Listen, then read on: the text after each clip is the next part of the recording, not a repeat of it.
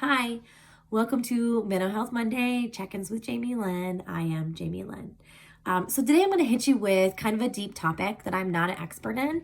And so while the topic is deep, we're just going to touch on it. And maybe it might resonate with you or someone that you know, and it can get you thinking and maybe help you talk to somebody about this. And so today we're going to talk about codependency.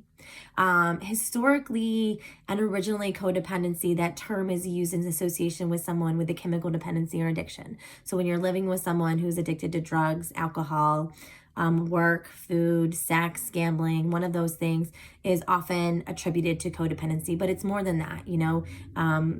It is when we've got someone who is so dependent on someone else to meet their own needs, we would call that person codependent. And it's really not healthy. And so, an example would be in a relationship, if I put my need to be happy and I put that 100% on my husband's shoulders, that's making me codependent. If I don't take any responsibility for my own happiness and my own needs, and I look to him to give me all of that, that would make me a codependent person.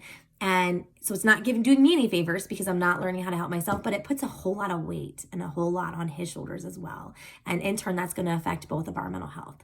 Another big part of a codependency is dysfunctional families. A lot of us, I know my family jokes about being dysfunctional, but we're truly not dysfunctional, because to be a truly dysfunctional family, you've got to include an addiction to one of those things that I've already mentioned, the existence of physical, emotional, or sexual abuse, and then the presence of a family member who is suffering from a chronic mental or physical illness. And so most of us don't fit into that category. So we joke about it, but those things are definitely what makes a dysfunctional family. And unfortunately, dysfunctionality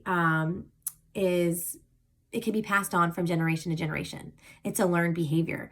Codependent behavior is learned by watching and imitating other family members who display this. So if you grow up watching a codependent parent, you're probably going to emulate that yourself. If you don't know, if you don't learn and you don't know any better, but that's the point of being here today, is to, give you some tips and see if this hits home, and encourage you to look into this, to codependency, and see if maybe that might be something that's preventing your mental health from being a reality, a positive reality.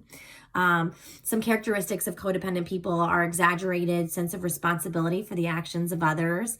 It's a tendency to do more of your share all of the time. It's unhealthy dependence on relationships. Yes, I'm reading some notes. Lack of trust in yourself and others. Difficulty identifying feelings. Fear of being abandoned or alone. Those are just a few. So if you identify with those or know someone who does, maybe have a talk about codependency. Because again, that's the point of these check-ins, is to get you talking.